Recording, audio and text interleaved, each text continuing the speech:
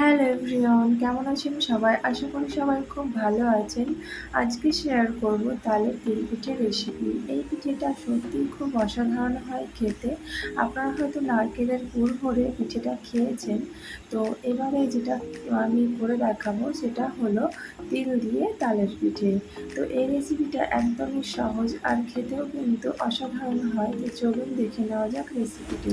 Gas ওভেনে একটা pan বসিয়েছি। প্যানটা গরম হয়ে আসতেই এর মধ্যে দিয়ে দিলাম 1 বাটি ঘরোয়া তিল।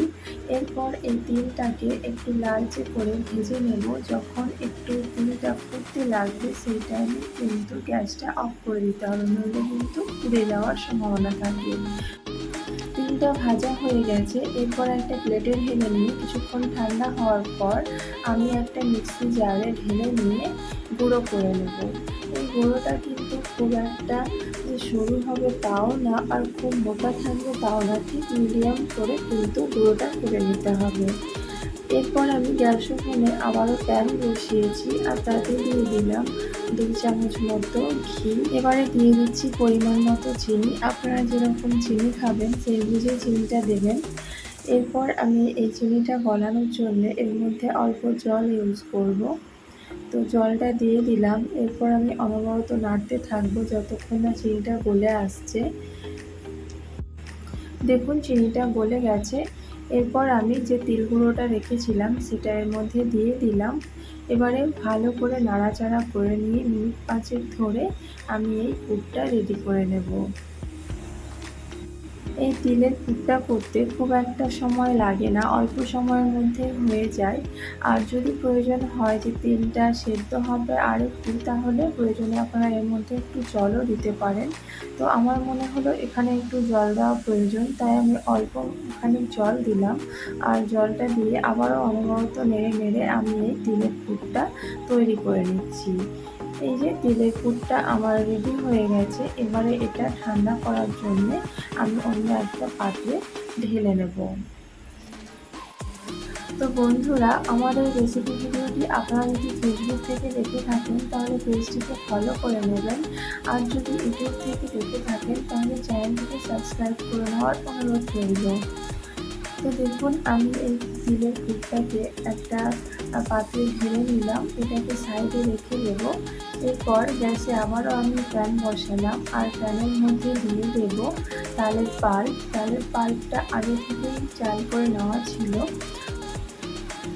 এরপরে এর মধ্যে দিয়ে দেব পরিমাণ মতো জল।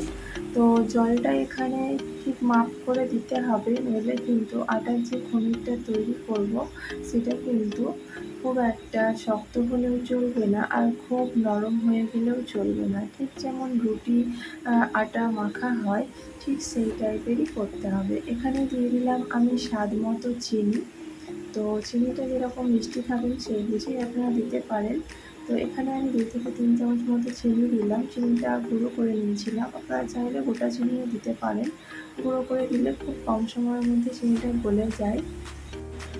আর এই পিঠেটা আপনারা চালের আটা দিয়েও করতে পারেন আর ময়দা দিয়েও করতে পারেন। আমি 2 রকম আটা এখানে ব্যবহার করব।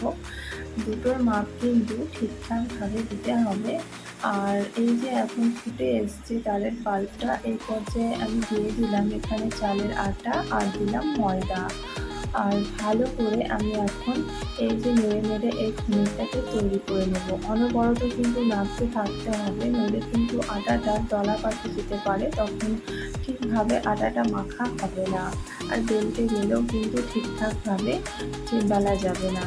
তো দেখুন আমি যেভাবে করছি সেভাবে কিন্তু আপনারা করবেন, দেখবেন একদম পারফেক্ট হবে। এখানে পনিরটা আমার রেডি হয়ে গেছে। এরপর এটাকে ভালো করে হাত দিয়ে মুথে নিতে হবে। আর এটা কিন্তু হালকা গরম অবস্থাতেই করতে হবে, ঠান্ডা হয়ে গেলে কিন্তু খুব একটা ভালো হবে না আটার ডোটা তৈরি। তো আমি একটু গরম থাকা অবস্থাতেই কিন্তু এটা মেখে নেব। ডোটা তৈরি হয়ে গেছে। এরপর রুটির আকারে বেলে নিয়ে গ্লাস দিয়ে গোল গোল শেপ করে আমি কেটে নিয়েছি, আর এর ভেতরে ভরে দিলাম পুরটাকে দিয়ে আমি এরকম নকশা কেটে নিয়েছি।